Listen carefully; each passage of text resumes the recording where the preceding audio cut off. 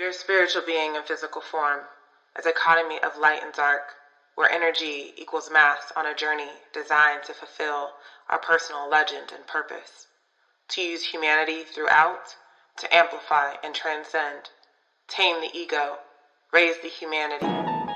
That's a signpost up ahead. Your next stop, the High Vibe Zone.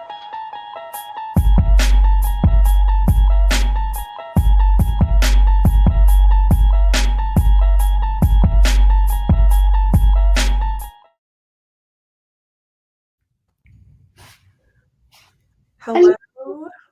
Hey, Maria. Hey. Hello. I just want to say that music puts me in a groove every single time.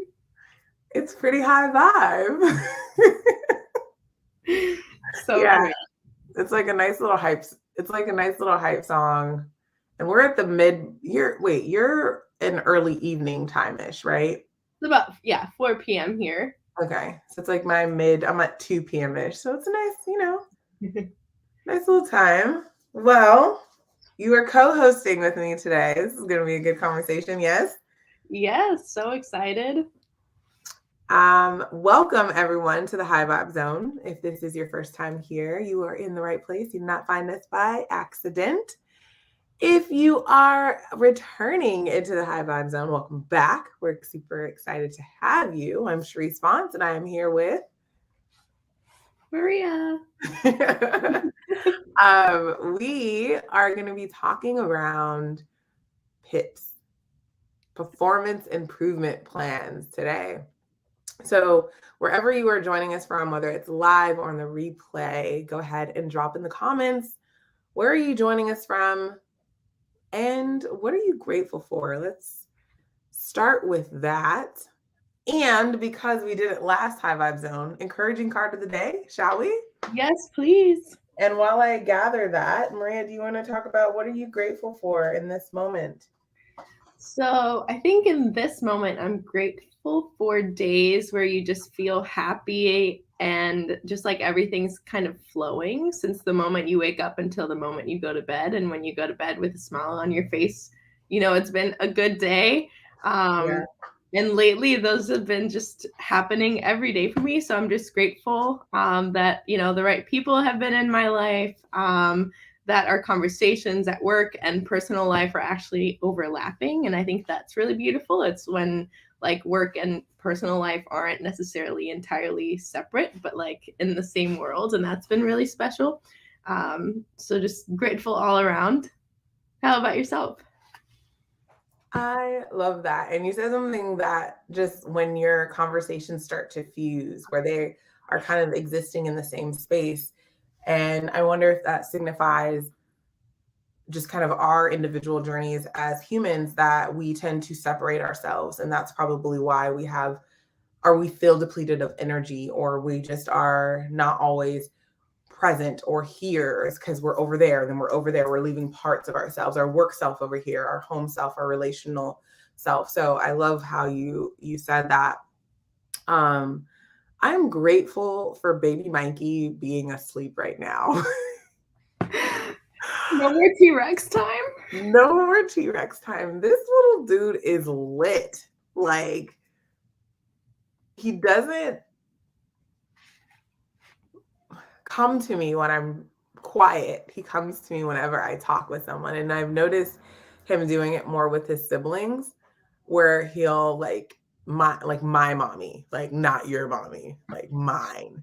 So this toddler possessiveness is not something I'm enjoying as much, but definitely love that he's napping right now.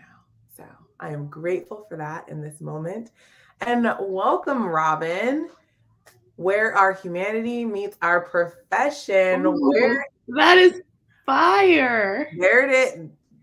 That is, yes. I am taking notes here. Yes, let me just throw this up. So, you know what? I can't find my encouraging cards of the day, but I think let's use what Robin shared as our encouraging kind of phrase of the day, where humanity meets our profession. What stands out to you on that comment? So actually, this came to me something similar in a shower thought today, and this might be TMI, but when I shower, I bring my phone because sometimes you have those moments of inspiration, and this was one of those today. I was thinking about how sometimes it's hard for me to relate with friends, where people have like very clear personal lives and professional lives, and so it is really beautiful when, as people, we actually get to step into a workplace where we get to express our humanity in very intentional ways. And I very much feel that with Culture Circle, for example. So Robin, I think to your point, it's like, it's not two separate things. It's all is one. It's like that quote from The Alchemist, right? It's like nothing is separate. It's all together. And as humans, it's like our energy is pulled in so many different directions. And when you were speaking earlier, Charisse, what came to mind was like fingerprints. Like we leave residue of our fingerprints on everything we touch. And sometimes that's of like higher energy and sometimes that's lower energy. And when it comes to our profession, it's very much the same. It's like the type of energy we put out often attracts that energy in return. So I think it is really beautiful when we think about how can we help our humanity meet our workplace and our profession. And that's what we do at Culture Circle, right? That essentially is it. And I love, first of all, in the shower thoughts, the bomb. And yes, you have to figure out ways to capture them. So I try and carry this little recorder around as much as possible because you just never know when you're going to get an inspo of thought. What stands out to me about what Robin is sharing is humanity meets our profession. And I think of it in a visual sense of humanity is one thing here, our dichotomy and our profession. And what does that meeting of look like? What does it signify? It signifies that oneness. And a lot of our issues and the situations that we've experienced in this world is when we detach ourselves from the oneness, the thing that connects us all. The further we get away from the forest, the more dis-ease we experience. The further we get away from our connection as humans, it just really starts to damper our spirits. And we try and supplement it. You can try and supplement the forest, but it's not the real thing. And you start to become, there's parts of you that start to deteriorate. But I love the symbolism of just being able to meet your profession. The thing that you do, I saw there was this came up 2 times today. One in a talk and one in a post that I saw where someone was like, hey, like I'm motivated by money. Like sometimes that's why I want this job. Like that's it. And that's totally fine. Your profession allows you to do that. Your humanity goes along with it and it just enriches the entire experience, not only for you, but for others that come into your space. So I really love this such a great starter, this like appetizer, and it goes really well with our conversation because are pips bad for company culture? Shall we dive into this? Let's dive in. So I actually didn't know what pips were until this morning.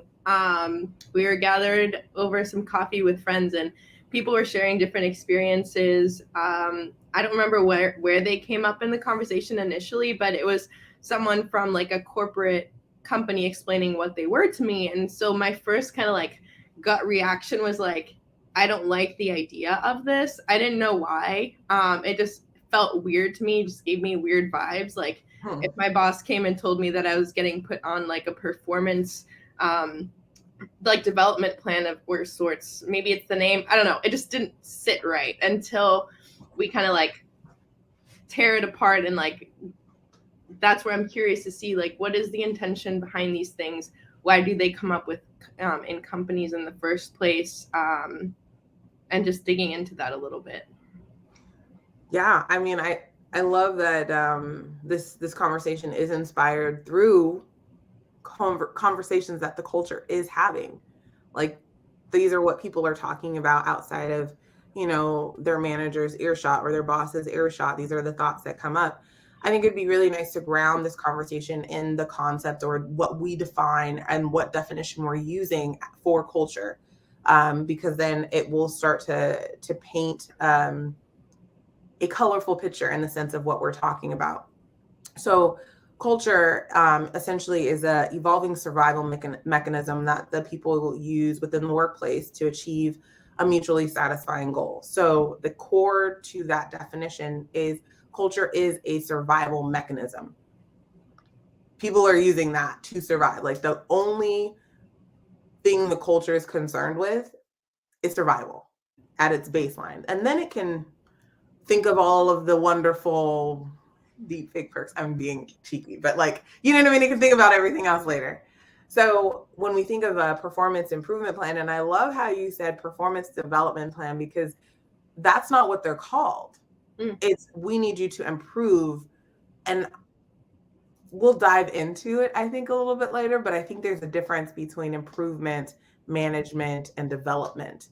And so let's maybe, now that we have the foundation of what we're talking about or where this is plugging into, which is the company culture, let's talk about what performance improvement plans are by definition. So the first word that grabbed my attention is performance, because performance can be so many different things to so many different people. And the first example that comes to my mind is when you're a kid and you're given a standardized test. And it's like, we're measuring our performance. And I think it was Einstein who said something like, are you judging a fish's ability to climb a tree? Or are you judging a fish by its ability to climb a tree? It would spend its whole life thinking it was stupid because fish can't climb trees. So I guess the first question is, companies obviously do have to measure some sort of employee development, let's call it, because the whole idea is, as employees, we're people and we're supposed to grow within our roles and within ourselves. So how, it is important for employees to grow. But what does that mean from a company's perspective of how do you measure somebody's performance? You bring up a good point, because performance improvement plans are essentially documentation that someone needs to improve, and here's the plan and how they improve. And it's very tied to their job, right? It's not like something out. It's either a behavior or something that's measurable that they're trying to see, those types of things. As you were talking, what I realized was, when you're looking at most of the job descriptions nowadays, I wonder if that is outlined in there. Like, these are the performance areas that we expect you to have for this job. They have the experience and qualifications, but you don't get put on a qualification improvement plan. You get put on a performance. So I wonder, as we're looking at, the question, are PIPs bad for company culture? One thing that comes up is like, why are performance plans often seen as this is what you need to turn around? Why isn't that noted in the beginning? Put it this way. Why aren't performance plans? Why don't you create a performance plan for the job description before the person joins so you can back into something like that? Mm-hmm. Right? Like, if and then you set them up in the beginning, it's again setting up for success. Because I'll tell you, and I've shared this on LinkedIn, it's one of my saddest stories in people ops HR. I was head of people and culture at a startup, and we had our only female engineer. I can't even recall her name. Anyway. And the engineer, the manager at the time, the VP at the time, had brought her in, and he's like, we're going to put her on a PIP. And I was like, okay, and my understanding, the performance plan was to help her improve. That's what it says, right? Like, here we go. So I'm sitting there as HR, she's there, he's there. And he presents to her this PIP, and he's like, these are all the areas that you're not improving, and this is where we need to see you improve. And then, here's all these areas here. And she didn't agree with a lot of the stuff on the performance plan. But I was there holding space, like, hey, we'll figure it out. We'll get the support that you need, those types of things. She ends up signing the performance plan. And then as she left, she's pretty upset. As she left, the manager and I stayed in the room, and I said, okay, so let me know what I need to do to help support her through this plan. He says, no, we're just going to fire her. And I was like, I felt like an accomplice to something really bad and I did not realize that, and this is kind of consistent with a lot of performance plans, they're usually a tool to exit out the human. They're not, there are occasions and companies, and I've been on both sides, I've been on the light and the dark, where it's like, we're going to hope this person fails this plan so we can exit them out, because legally we've done everything that we've done. And usually when someone is presented with a performance plan, there is language that says, if you don't improve within this span of time, termination is going to happen. And so I've seen that side of performance plans being used, and I've seen them also used in a sense where the person does really well, but at that point they're disempowered. They're like, they're not able to produce, and they usually leave within 6 months of the performance plan being delivered. So I wonder, going to your point of like intention, if the intention is for someone to improve, I wonder, were they set up for improvement in the beginning? And at what point did they start to fall off in that improvement? Because I can tell you, when that plan is put together, HR is involved, managers are involved. Like there's about a week or so process that goes into this. So somebody knew something way beforehand. So when is it introduced to the human at that point? Like, I don't know. Does that make sense? That's such a great point. And I think the intentionality behind it is key. If a company, well, let's say, face it, companies are people. So if the people who are managing or leading a team are using PIPs as an excuse, if the excuse is the intent, then of course it's not going to be helpful for the human that it's supposed to help. Because if it's at the root, just used as a mechanism to see, okay, who can we get rid of in this company, or who can we fire? At the end of the day, they're only hurting themselves, because a huge overhead cost for companies is the hiring process. So you're just wasting your energy at that point. If we're talking about energy, it's like you're putting so much energy that's lower energy into something that isn't going to work, because what you were trying to do in the first place was get rid of this human. Right. So what is your intention? If your intention is, let me see how I can actually help this person step into this role that we believed, because when you hire someone, that means you believe in them. Right. And so you're willing to help them grow. And if that's your why for your company, then, you should do everything in your power to help them. And the other thing that I would bring up too is the kindness factor. We don't know what people are going through. So how can we fit them into this mold of, this is your performance and this is your metric? We really have to take the time, and that comes down to the individual human of like, who are you? Like, how can he help you? Like, we might not open up to everybody all the time, but if you're going through something, then just be kind. And I mean, you speak about kindness all the time. Yeah, it's free for businesses trying to save money. But I love this. Is it to improve, or is it a formality to get someone fired with minimal recourse? So similar to the conversation of culture fit is a myth, created by corporate, adopted by startups. Performance improvement plans were for corporations and larger companies. They are for corporate. it seems like there's been this copy and paste from corporate to startup, and it's not translating well. It's almost like when you try and take a Word document or a design document that you create in Google Sheets, and you try and transfer it over to Adobe or something like that. That it's just, there's something not cohesive happening there. Let's talk about both of these points.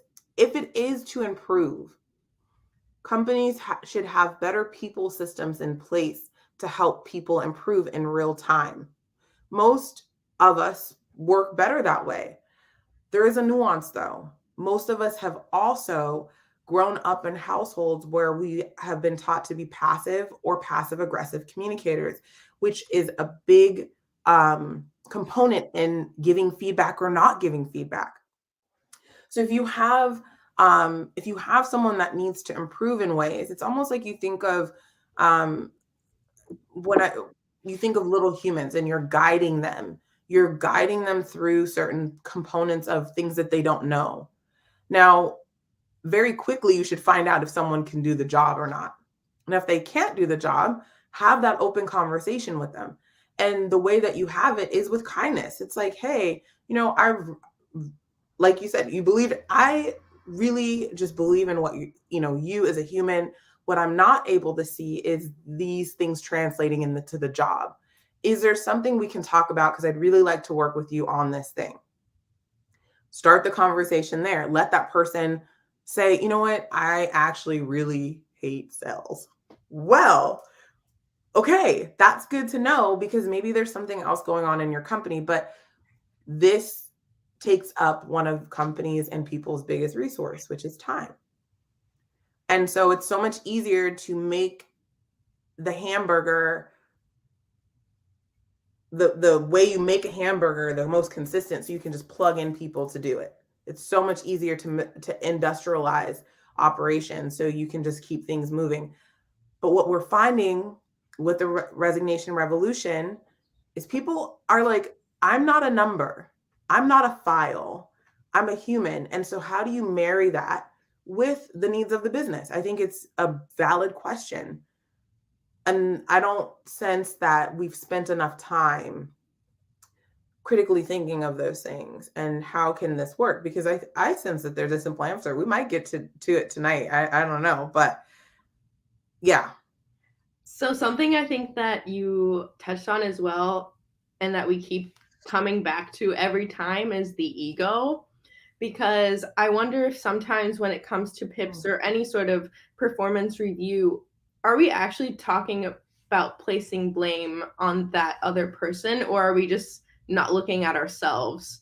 I think it was there's like some analogy that it's like, is your ladder propped up against the right wall? Like, are we actually looking into why we are asking these questions? So can we look at ourselves and say, is there something wrong with our system that isn't working? Like, if we keep hiring people for this position and no one seems to work out, like, is it them or is it us? Because it might be us. And yeah, it's like the leader's the one who climbs the tallest tree and then yells wrong jungle, right? It's like, are we actually looking at ourselves and what we're doing, or are we placing blame on other people? Woo, this is why I love these conversations in the high vibe zone. And something you said really resonates with some of the work that we're doing with a specific client partner around developing their performance development. Performance development is also known as performance management, but we have a philosophy at Culture Circle that people don't need to be managed. They want to be developed. They want to grow. And so we take that approach. And so we've helped them build it out from the basis and foundation of their culture. And so they have this beautiful performance development plan and process that's just really enriching a lot of their day-to-day. Why I bring that up is we had got down to the tools and tactics of a performance development program. And one of the tools is, how do you measure? Like, when you do a review, are we going to add a scale, a measurement, for reviewing people? And some of the typical scales is like on a 3-point scale or 5-point scale. And one of the conversations that came up was, if we create a 5-star or 5-point scale, can we as the employer provide 5-star service to our people to reach that 5-star? And they were like, not yet. Let's go with 3. Let's start there. So to your point of what systems is it, before you put someone on a performance improvement plan, what systems could be enabling some of this behavior? And is it selective? I've been in enough of these to know that there are those nuances that take place. It's not always a fair system when someone is put on a PIP, but it's not also unfair either. But there's a lot where it comes down to the culture. I sense that there is a better alternative to doing a performance improvement plan, but it takes rewriting the system. And that does require removing ego. That does require using kindness. It does require time. It does require taking time to build that bridge between people and profit, because both can exist in the same space. I don't know. What do you think? I think that if companies want to enrich their company, because that's what we're trying to do at the end of the day, is make our company better, then we have to start by looking at it with, how do we enrich the human? And is the PIP or similar system the best way to enrich our humans? Because if our humans are empowered, then we're naturally going to make the company better. I talk about it all the time. Mondays are my favorite day of the week because we wake up doing what you love. And because we have certain practices and philosophies in place that make this work enjoyable. And so if the human feels enriched, then we're obviously going to enrich the company. So I do think that we do need to have some sort of development programs for employees, especially if sometimes you do need a little nudging along the way. Sometimes you need to find out what you don't like to find out what you do like and what you're good at. So it's not to say we shouldn't have these systems in place, but I do think it's the number one thing is, what's your intention with it? And, are you trying to human help somebody else? And sometimes it's a yes. And then sometimes it's like, it wasn't meant to be. Right. I completely agree with that. And something you said that made me think about it is and that reaction that you had, like you're in your gut when you heard about what a PIP was, empowering or disempowering. What was that vibe, right? And let's say that the purpose of the PIP is to provide guidance for the person that has maybe strayed off in a different direction. Then you should be making sure you have those bumper rails up the entire time and then test them a little bit and a little bit. Don't just, you're not great. Like, building up that confidence within your culture, that culture confidence throughout your people is going to be really important. And when that's not done, hi, buddy. When that's not done, they start to, okay, I'll fix it. Come here. When it's not done, huh? Someone woke up. Yeah, he did. When it's not done, it makes it, you see people trying either to not make mistakes or hide mistakes. You see all of these things coming out, and then it doesn't allow for an infrastructure of development. And I love this. I've been on a PIP, happy to talk about the experience either today or another time. Would love to hear about your experience. This is one of my friends. Hi, Sharon. Oh, is this one of your friends? Yeah. Do you want to give them the guest link and have them join us if they're open to? I mean, yes. Yes. Let me try. Join us on this conversation around this PIP. I would love to hear your thoughts. Yeah, if you just text them the guest link and see if join us, and we'll throw you up in the high vibe zone, and we would love to hear your experience about this. Very nice. Okay, we'll see if it works. Okay. I Did don't you know. give him a guest link? Yes. Okay. We might have another guest on the high vibe. This is so exciting. Takes a I'm gonna read this out. Takes a lot less hyper capitalism than that confides people as, oh my goodness. Startups are a lot better at doing this in general from what I've seen. Bigger companies are less. Yeah. You can replace the CEO usually without it. Yeah. Where therein lies the problem. There's a lot of that happens. And until we realize that there is another way, If you ask someone that has been on a performance improvement plan, and well, I'm trying to think if I've delivered them, but I don't know if I've ever in my career, I don't think I've ever been on one. And another point to bring up too is, as a startup, I think people who are in startups, whether you're the founder yourself or you found yourself part of a startup, you automatically feel like you want to do things differently because there are things from corporate America or corporate life that you don't like, which is why you started your own startup anyway. But one of the pitfalls that sometimes as entrepreneurs we fall into is like, you know, systems are created for certain reasons. So then we end up copying what the corporates of the world were doing. And it wasn't our intent, because our intent was to do things differently, but we end up falling for it, whether that's the conversation about culture add and culture fit, or it's this conversation. So even as a startup, it is important, let's say, take a step back and say, okay, how can we actually do this differently than how bigger companies are doing it? Like taking that time to critically think about it, or else we're just going to fall into the same trap that corporate companies are falling into. Yes. And the hype is not all that shines or glitters is gold. You might see a large company growing and they're like, yeah, we're growing, we're doing all of this, but they're running their people down to the ground.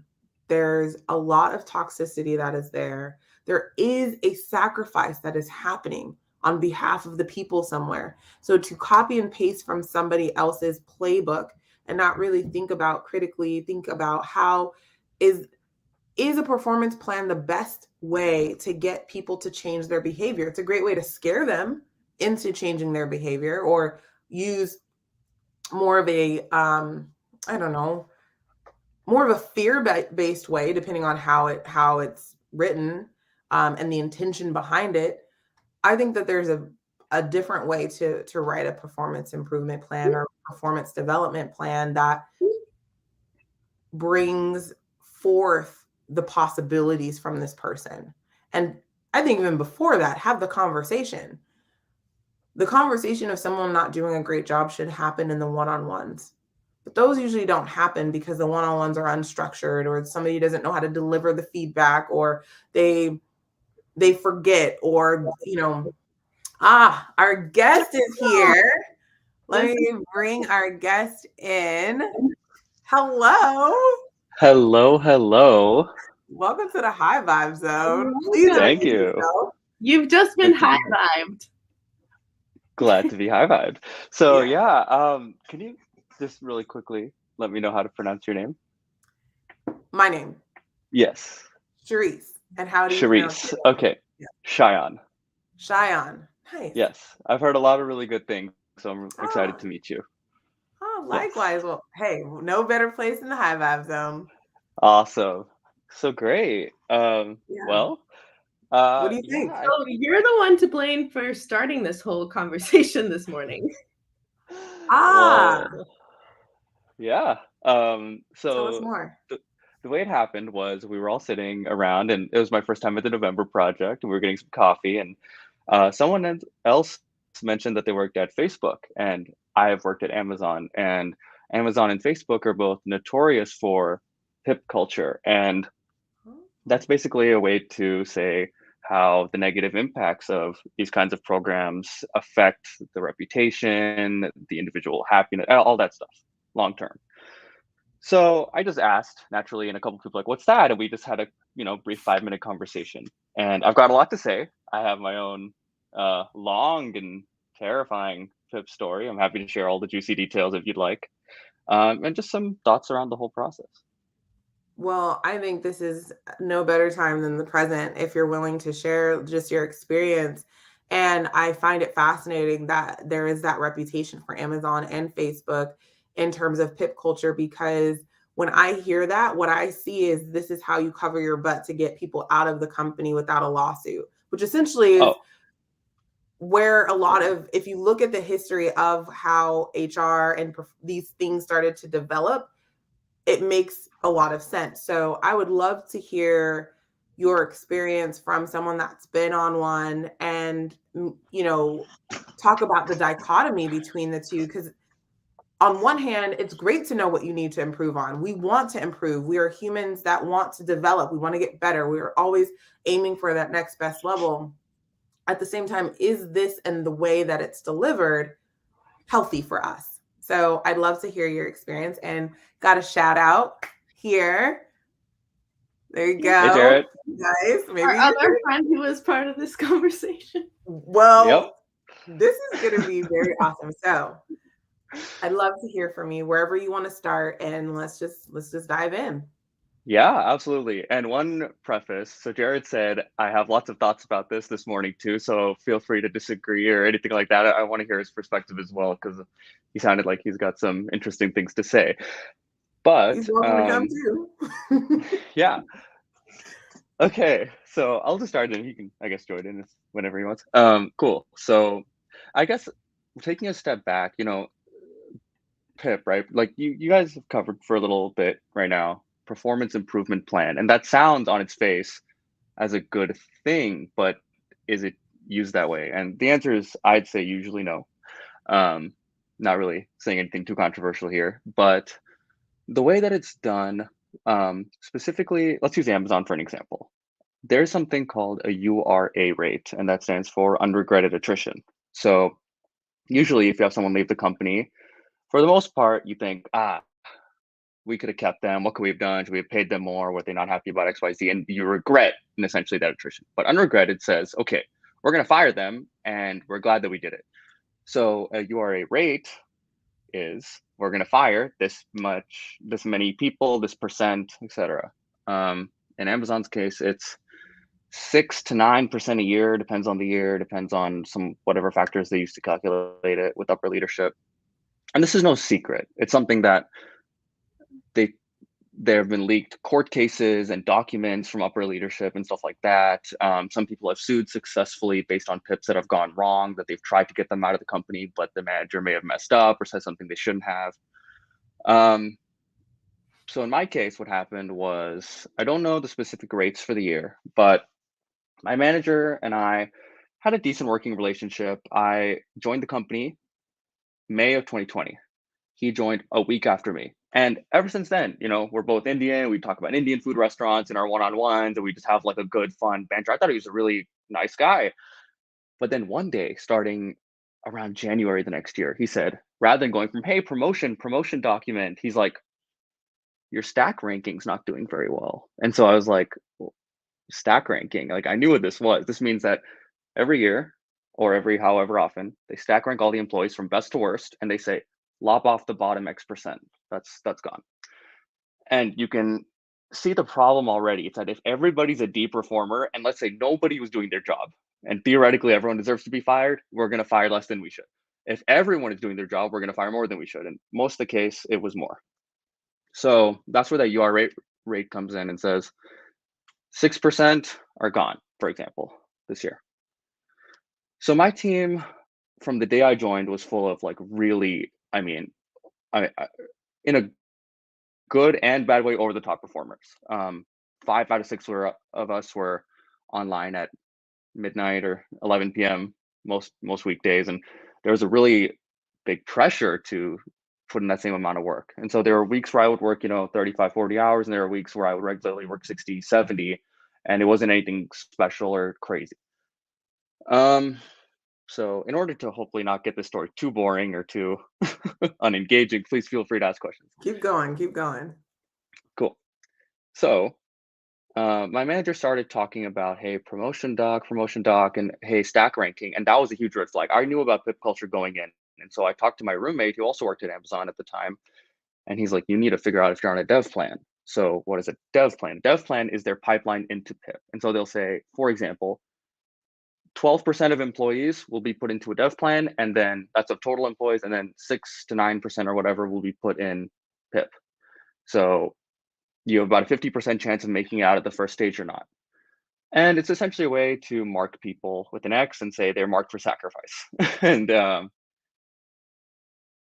it's difficult because the way that they do it, especially, is very nebulous. I almost made a comment saying this, but I deleted it. But basically, I think y'all were talking earlier about rating people on a numerical scale, like 1 to 5 stars, and saying, hey, you're a 2 stars, you should be a 4 stars. They don't do it that easily, because then that would give you kind of a way to get out or to make your case, right? They make it objective at that point. The way they did it with the dev plan was it's supposed to be around a 4 to 6 week thing, and you're supposed to set a goal, and your manager is then supposed to say, hey, we're going to pip you or not pip you at the end of those 6 weeks. So for me, my manager says, hey, there's this new project that's happening, and it's going to affect 3 teams, our team and 2 of the other teams we work with closely under the same senior manager or director. No one's been able to figure it out for 2 years. Good luck. And so he's like, can we have V1 out? And at the level of software that I was writing, especially at a global scale, right, you have to take 2, 3, 4 weeks designing the system, getting reviews from other engineers, and like that itself is such a process. So for me, at the beginning of those 6 weeks, to be told, hey, you got to get version out in 6 weeks, it's like, who can say? Certainly not you, and as the manager, right? But that's the way of setting a goal, is that you're set up to fail. And so if it does go to that, so what happened was I do the system design. It looks like it's going to take 4 months. And my manager, at the end of it, I communicated that with him. Actually, I was super, super frustrated with this process to the point where I wrote up like a 5 or 6 page document, almost like a lawyer, and said every piece of criticism I've ever got from my performance reviews, from our one-on-ones, from anything. I had 5 or 6 supporting documents to say how I addressed the criticism. I spent like days and nights on this thing, trying to almost be like my own advocate in a law room, in a court.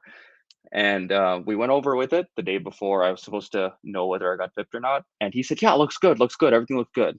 Then the next day we talk and he says, yeah, so can you tell me why this one decision you made completely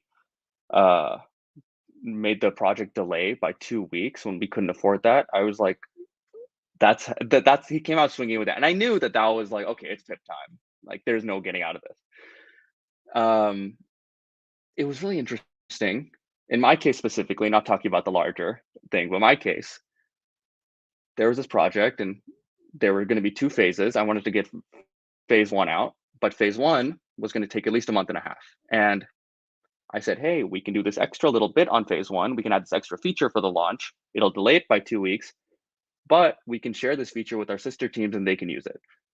And my entire team said we should do that. And I said, I don't think so. I think we should go towards the launch. We should push towards getting it out sooner, because I knew I was on a time crunch. And the rest of the team said, no, we should put it in V1. And I said, okay. Then we get to that meeting with my manager and he says, no, you decided to do that, and it delayed the launch. And so we're gonna have to move to a more structured plan. And so I kind of realized at that point that, hey, what's up? Hello. Hello, friend. Welcome. Hey, happy to be here. No, I didn't want to interrupt. I do have things to share and ways to pick your brain, but keep going. All right. I'll finish the story real quick. So, yeah, that happened, and I realized at that point that it was, and I don't use this word lightly, but it was emotional manipulation. And to say that you made this decision or you did this and I didn't sign off on this, or we talked about that document, but I never made any commitments, even when he said, oh, everything looks good the day before. That's a kind of mind game that unfortunately I'm not the only person to have experienced it. And it's not just people anonymously on the internet through apps or stuff like that. I spoke to a few people. There was one person on my team who this happened to 4 months before me, and there's someone who I was talking to last night who called me at 10 p.m. and said, hey, he's doing the same things with me, because I left my entire team a message of the process. And to sum it up, I eventually got fired. I got presented with a PIP document that was very clearly to say, here are impossible goals for you to achieve in the next X many days. If you don't do it, you're fired, and it's on you. I brought it up with HR, did everything I could. No one did anything. And it was very obvious at that point. It's like, okay, just marked as a sacrifice for the holy URA rate. So I think what it does at a high level is, with all the tech employees I know, with all the anonymous forums, everything where people can really speak their mind, Amazon's reputation is as bad as it gets. No one wants to work there, no matter how much they pay. They say, like, I value actually being treated as a person a little bit. I mean, sometimes you get that, sometimes you don't, especially in big tech. It's kind of hard to find, but it's almost a guaranteed no. Many people don't talk about it because when you pit employees against each other in the stack ranking system, you have an incentive to take credit and to backstab and to do all sorts of stuff where normally you consider unsavory, but otherwise you're considering it survival. And no one can blame each other, right? Because at the end of the day, it's your own financial security. Many people have families, and that's just an impossible thing to ask of someone to say, hey, take the hit. You're not just taking the hit yourself. I mean, as someone who's unmarried in my 20s, I can take the hit, but as someone who has to provide for a family, I can't ask you to not play the game that we're all put into. So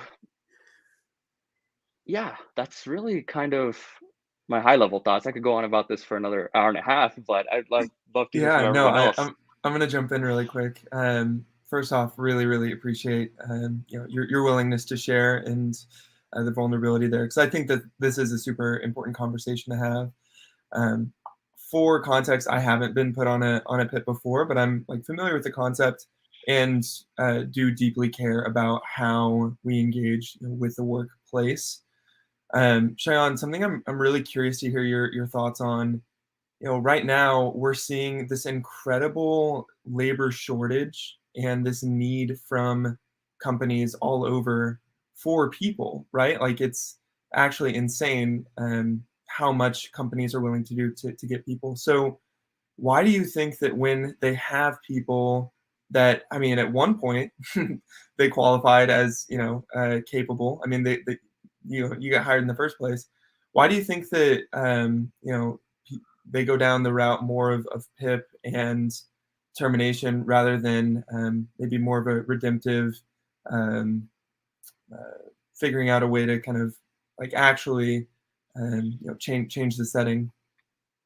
Oh yeah, I think the short answer is short-term profit, and the profit will only be short-term if you can't continue to add fuel to the fire, which is like, you're burning labor force as you're pipping old people. New ones come in, but the second new ones stop coming in, then you've kind of reaped what you've sowed. But if a company continually has new people funneling in, like Amazon has a reputation, good or bad, it's a FANG company, and lots of Yeah. software engineers aspire to work there, and their interviews aren't easy to pass. And so there's a sense that working at Amazon is good, and so they will always have people who want to work there. Same thing with Facebook, same thing with Netflix. These are companies that are famous for this kind of stuff. I think so you even think they kind of take advantage of the fact that they are like the kings of tech right now, that they're willing to take the risk on being a little bit more ruthless with their employees, because they just figure, oh yeah, we'll always have our pick of the best of the best. I actually want to jump in really quick to what you just shared, Jared, and what you just said around the stack ranking and how if people talked about it, or you said something to the extent of there is a process that if the people at the top or the people that are at the bottom talk about it, or, you know, the survival of the fittest almost in a way from that stack ranking. The system doesn't work unless the programming does. And the people are the programmed. To go along with a system like this, like the system could be broken if the people didn't go along with that type of, not saying that there's any, that what was done was right, but there's also this interesting relationship that's happening. And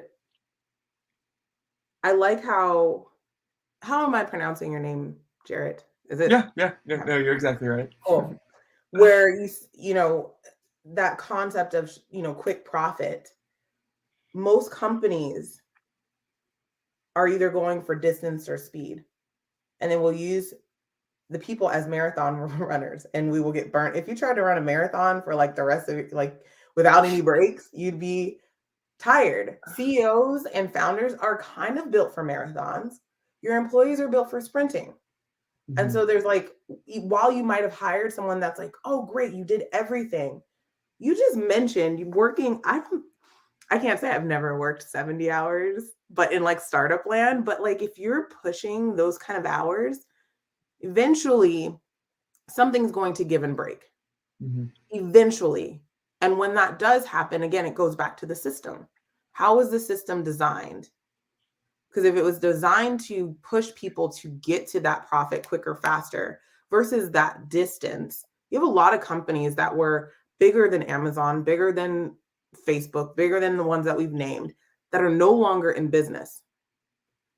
A lot of companies, you look at their revenue, there should be no reason why they didn't, or profit. There should be no reason why their doors collapsed. But they did, because eventually things started to break down because the system was not designed. Humans are not designed to work 70 hours a week. And so you take the concept of a performance plan and put it into a broken system where then you're ranking it against each other. It's not gonna come out abundant in that area.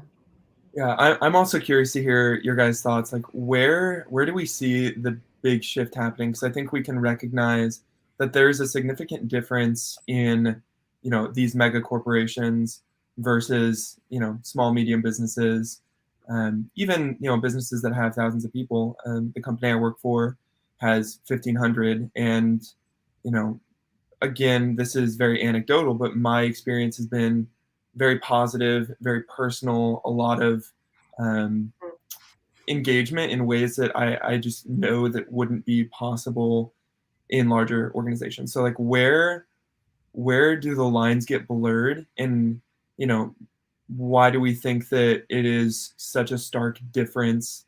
And maybe the answer is obvious, and maybe there's something, you know, a little bit more to it. Curious to hear if you guys have any perspective on that. I think I'll share. I think all four of us can relate to running here. And it's such a great analogy because what Charisse just touched on, there's a marathon and the sprint. But for the marathon, which is what these companies are planning for in the long game, it's you need energy, you need fuel, you need a plan, and you need rest. And you have to have all of those in a certain balance in order to play and stay in the long game. And as soon as one of those things gets off balance, then like the rest is like a domino effect, and you can try and keep pushing yourself, but you're gonna get injured. And so I think that's what you look at Amazon and you look like and you look at Facebook and you're like, oh, like they can keep doing whatever they want. Like one employee leaving is not going to help. But then you're like, well, that's today. If they're treating this like a sprint, then a year from now, 2 years from now, 10 years from now, they're going to be injured, and you're not going to want to be there because something is clearly off balance. And so I think it's an interesting way to look at the world of business is sometimes you need a sprint, sometimes you need a marathon. But at the end of the day, if you're trying to build something that lasts and build something that outlives you, because if you're a CEO, there's going to be a point where you're not going to be a CEO anymore. And CEOs are people too. So maybe they won't get put on a pit plan, but maybe they will not be there one day. So how are they building this to last as well? So I think that's sort of the way that I'm looking at it. Mm-hmm. Yeah, that's a good point. I think that difference between a startup and a corporation, like a startup is a temporary organization, right? It is a transient thing that's supposed to eventually mature into a more permanent, you know, organization that's larger and has more mature processes, all that. And I think at that point, my experience is my first company was at a startup, and I joined when, well, first two or three places I actually worked at were like one was 15 people, one was 50, and one was 150. And at the 151, there were quite a few people who came in and were gone 3 months later, and there were quite a few people who were there since the start and just were there the whole time. And it was really interesting because we had a small conversation today, Maria, about what the culture was. And you were like, was it ping pong tables? And I was like, they did have a ping pong table, and the salespeople played it a lot. But the thing that was really interesting is every week we would have a lunch and learn. We would make sure that everyone is taking time off to relax and understand and learn the new stuff, whether or not it works for them. We'd have money to go to new conferences and take the day off and learn about the new landscape of technology. We'd have reviews about every project, about how did you feel, like focus on the human being and developing them as an individual, right? And that was awesome. But at the same time, when it didn't work out, on the other side, the sales organization specifically had a ton of churn. And I think that was almost the opposite. And there were tons of people who were funneled in as, you know, almost like a commodity. And in 3 months, we're not going to make any money off the person, but in 6 months to a year, we can hope to be profit off of, on average, 10 sales hires. 8 of them are going to be profitable in 8 to 10 months or whatever. That's where we saw the highest amount of PIP. And it was interesting because as the development organization, our metrics were tracked a lot more loosely. And it was hard to say, how many dollars of revenue did this one person bring in or that one person bring in. But on the sales side, it was much more easy. And there was a time where after about a year of me being there, the sales organization was having a lot of failures and high churn rate. And then they said, hey, it's on us as the senior leadership. We did not train the people adequately. And we hired too many. We didn't give them the proper amount of time and care that they needed to develop, and it didn't work out. We're going to learn from our mistakes. And that was, at the time, something I didn't understand the maturity of or the rareness of. So in the bigger companies, I've noticed that the individual teams are tracked a lot more heavily. Like a software team is then understood, okay, they made this many millions of dollars in revenue, or this many hundreds of thousands in revenue. And now we can start, having more fine-grained PIP culture based on numbers. Whereas in a startup I worked at, that was not as possible. And so I don't know if there's a direct correlation there, or if it was just something that they didn't do because they were like, there's no point. But yeah, just a story. Don't know where that was going. I think it's important to note when, Jarrett, when you asked where you're like, I work at a 1,500 person company. Like we're hearing stuff about Amazon. Like where did the shift, where did the waters get oiled to where this kind of thing is happening? There's I don't know if it's a Proverbs or something that I think about is the borrower is always slave to the lender. And the thing that I'm seeing with smaller companies or companies that operate, whether they're a startup autonomously, where they don't have funding and they're small, kind of they own a lot more of their decision making versus having to answer to, I don't know, think of the Wizard of Oz, the one behind the one behind the screen does not see the people as people. They see the numbers up and to the right. And that's at anyone's detriment. Whereas if you have a smaller company that doesn't have, and I'm not saying shareholders are bad. I'm saying none of that, but I am saying that there is an obligation that is tied to a motive, which, as I'm seeing it, the motive is providing the momentum, and less intentionality is being thought about when it comes to connecting these performance improvement plans. I want to improve. Please tell me what I need to improve. Just do it in a way that empowers me and that is not led to some backdoor, motive where we could just have this conversation. Who's to know, like, maybe I don't like this job. There's a story, and I'm not going to get the dates right, but essentially, it's in this book. I think it's Under the Hood by Stan Slapp, where he brings up this story around Progressive. And Progressive is a California-based insurance company. And this was probably like back in the way before I was born. But basically, Progressive had owned the car insurance market. And California had just passed a law and basically was going to where Progressive had to then pay their customers, and it was going to cause a big dip in their revenue and their profits. So they had to do layoffs.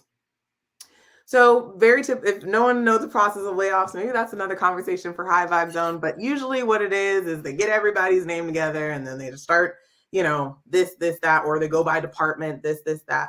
So they had done that. A lot of the senior leadership got together, the CEO, those types of things got together, and they had a list. The night before the CEO was about to deliver the layoffs, he overheard 2 employees talking in the break room. And they said, we know they're going to do layoffs. I wish they would just ask us which ones of us want to leave. So what he did was he's like, all right, let's ask people. And so he did. They still had to do layoffs, but guess what? There were people that are like, hey, I'm thinking about starting a coffee shop or a B&B. And they were able to take that severance. I'm thinking of traveling with my husband. Like I'll go. So they did have to do layoffs, but what they did was they took something that was not fun for companies and not fun for humans. And they built this bridge of humanity that said, you know what? We got to do this as a company because we really do want to survive. We do want to be able to go for the long game, but we also realize that y'all are humans. What's the best way for us to do this? And that's something that I sense that if companies took that approach with performance improvement plans and just thought about it that from the lens of, okay, we want them to improve or we don't, make that decision and then make the path very clear. If you don't want someone to improve and you're concerned, if you're concerned with somebody suing or putting a lawsuit over your company, that's something you should be looking at from the culture standpoint in the beginning, not as a reactive component to, we need to put them on a plan so we can cover our asses. Like that type of nature is reactive. And when it comes time for the culture to protect the company, the culture be like, hands off. Because it will choose humanity every it's happened again and again and again and again. That story reminds me a lot of at the beginning of the pandemic. Of course, there were a lot of companies that had to downsize or layoffs and stuff like that. And one that a friend of mine asked if I wanted to come work there. It was at Hopper. I think they're a airline travel optimization company. They get you cheap tickets and stuff like that on dates that you're available. They did it so that they're like, hey, we have to let this many people go or many percent.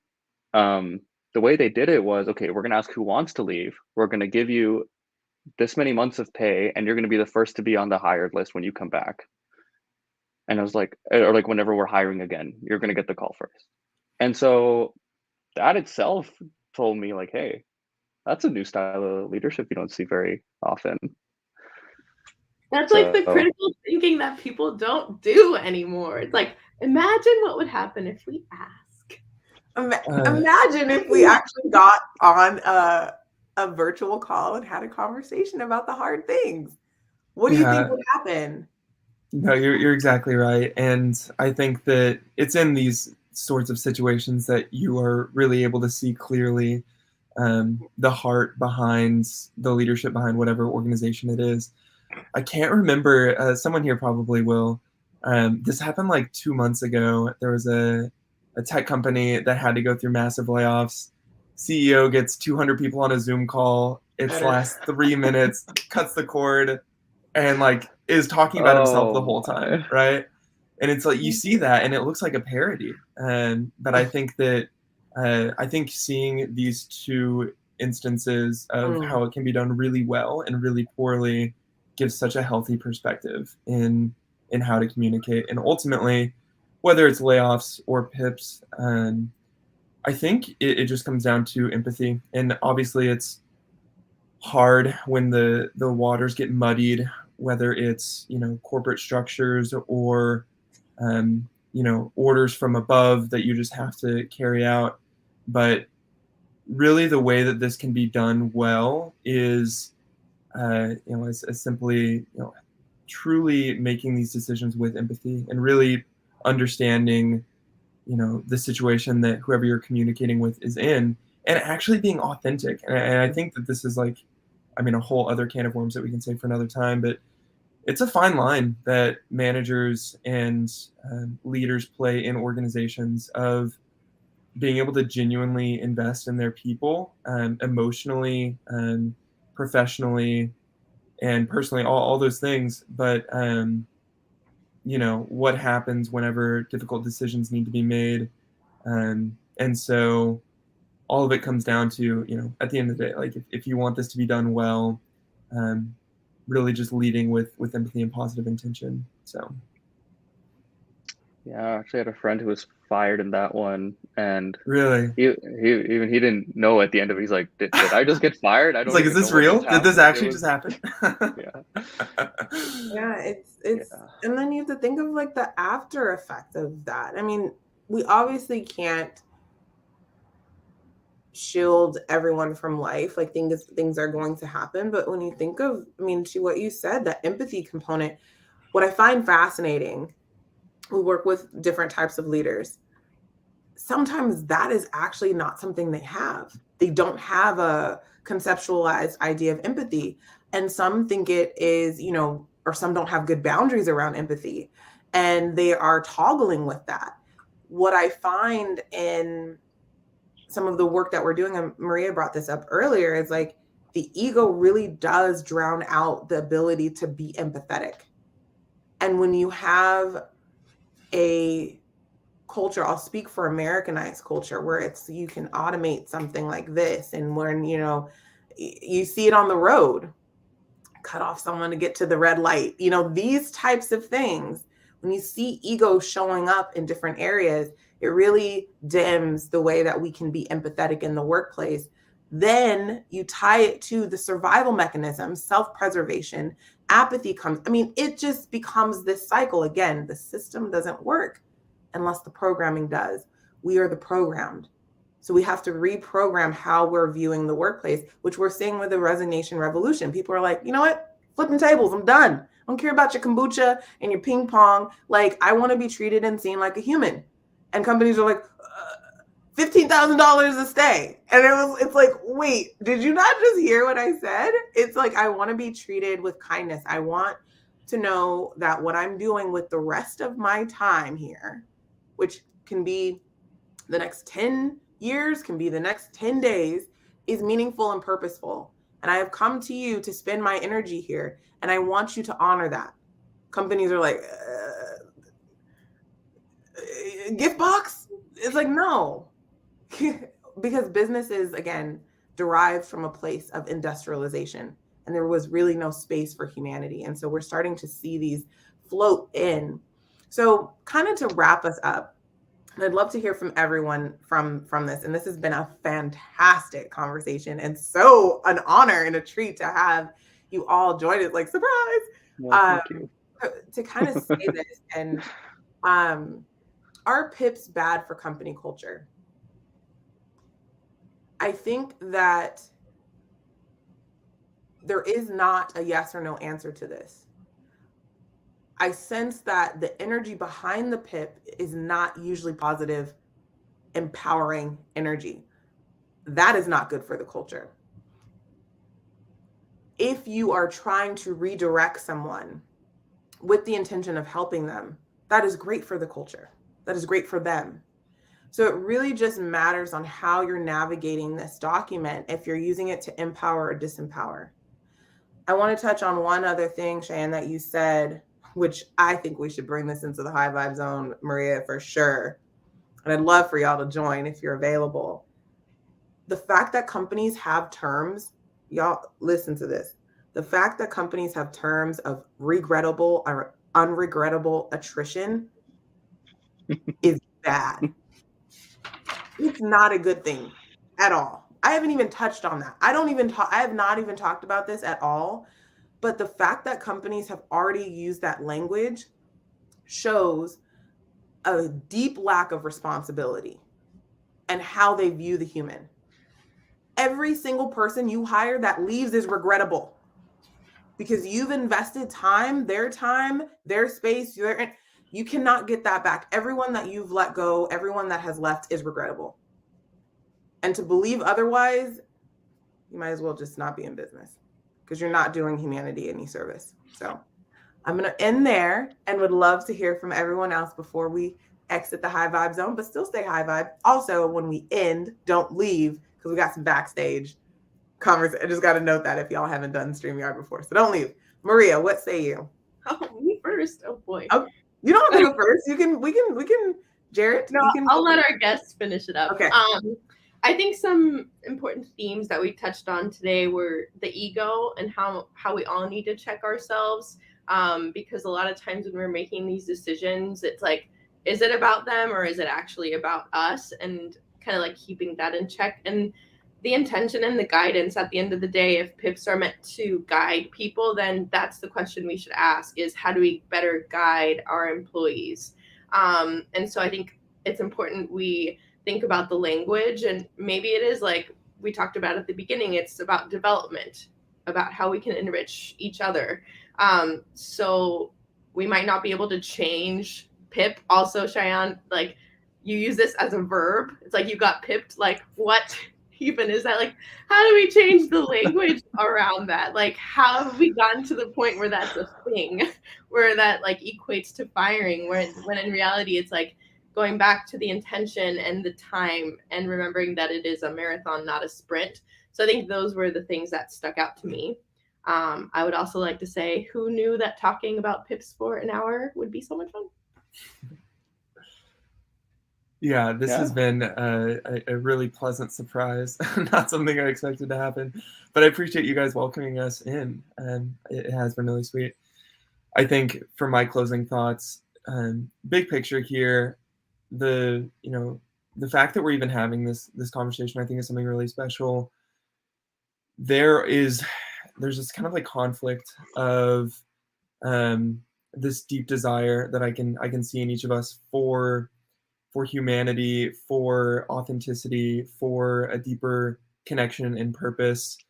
And that's conflicting with a little bit more of this like rigid, call it corporate structure, whatever you want to call it. And frankly, like that, that conflict is here to stay. And so I think where we can really make a difference, in the lives of those close to us, in the lives of our organizations, is by being very intentional with, continuing these types of conversations and reevaluating like, hey, ideally in a few years, we'll be in leadership positions. And it's like, hey, now we have a position to like not forget where we came from, not forget conversations like this. And then lastly, in regards to PIPs, I already kind of touched on it, but it all comes down to empathy and intentionality. I think there can be situations where it can be done very well and effectively. And then, of course, situations where it can be done very poorly, as Cheyenne touched on with some of these bigger situations where it's a little bit more cold-hearted. And anyways, want to say that I really appreciate it again, the ability to join. Same here. Thank you for having us on. Yeah, I think my closing remark on the question of the conversation is, are the words performance improvement plan bad? No, they're very positive sounding words, but the way that it's been co-opted into what it is as a legal defense, rather than a genuine attempt at giving a little bit of humanity to someone and improving them as a person, is bad. I'm sure it is and can be done well. I'm sure that there are pockets where that happens, but the overwhelming stigma is that again, the pip man cometh is what we used to say. Like the tax man cometh, the pip man cometh. Yeah. We had tons of jokes around this. And it used to be fun in games and funny until it happens to people you know or happens to you. And it's very damaging. I think my process actually spanned a few months of like back and forth and really stuff that I'm under NDA not to talk about. So it's wild how bad it can really get for the individual sometimes. So with those closing remarks, would love to talk more about various things. This was a lot of fun. Thank you so much for having us. And yeah, that's really it. You all get the mic drop fire emoji. Thank you for being here in the high vibe zone. Don't go anywhere. I'm gonna exit us out with our outro. Thank you to everyone that has been watching, whether it's live or the replay. What a treat. You never know what you're gonna get in the high vibe zone. So until next time, thank you everyone. Light, love, and gratitude. See you next time. You're a spiritual being in physical form, a dichotomy of light and dark, where energy equals mass on a journey designed to fulfill our personal legend and purpose, to use humanity throughout, to amplify and transcend, tame the ego, raise the humanity. That's a signpost up ahead. Your next stop, the high vibe zone.